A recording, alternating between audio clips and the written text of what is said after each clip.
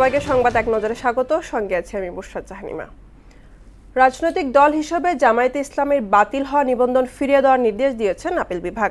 নির্বাচন কমিশনকে অবিলম্বে নির্দেশনা বাস্তবায়ন করতে বলা হয়েছে।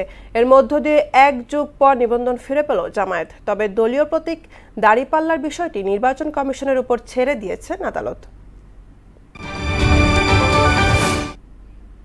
জুলাই আগস্ট গণহত্যার দায়ে মানবতাবিরোধী অপরাধ মামলায় শেখ হাসিনা সহ 3 জনের বিরুদ্ধে আজ আনুষ্ঠানিকভাবে অভিযোগ দাখিল করা হবে।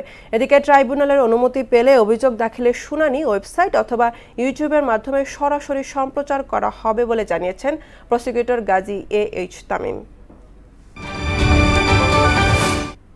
শেষ হলো বাংলাদেশের হজ ফ্লাইট।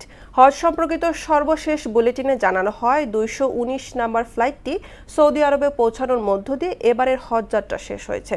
গত 29 এপ্রিল বাংলাদেশ থেকে হজের আনুষ্ঠানিক যাত্রা শুরু হয়। 10 জুন শুরু হবে ফিরতি ফ্লাইট। শনিবার পর্যন্ত সৌদি আরবে পৌঁছেছেন 85,164 মুসল্লি। সিলেটের গোলাপগঞ্জে টিলা ধসে মাটিচাপায় স্বামী স্ত্রী সহ একই পরিবারের 4 জনের মৃত্যু হয়েছে।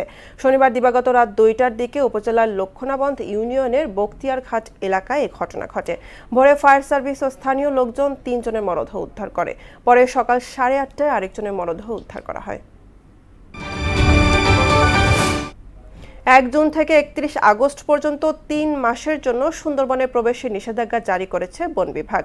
জীববৈচিত্র্য সংরক্ষণের লক্ষ্যে এ সময় সুন্দরবনে ইকোট্যুরিজম, মাছ ও কাঁকড়া শিকার এবং মধু আহরণ সহ সব ধরনের কার্যক্রম নিষিদ্ধ থাকবে।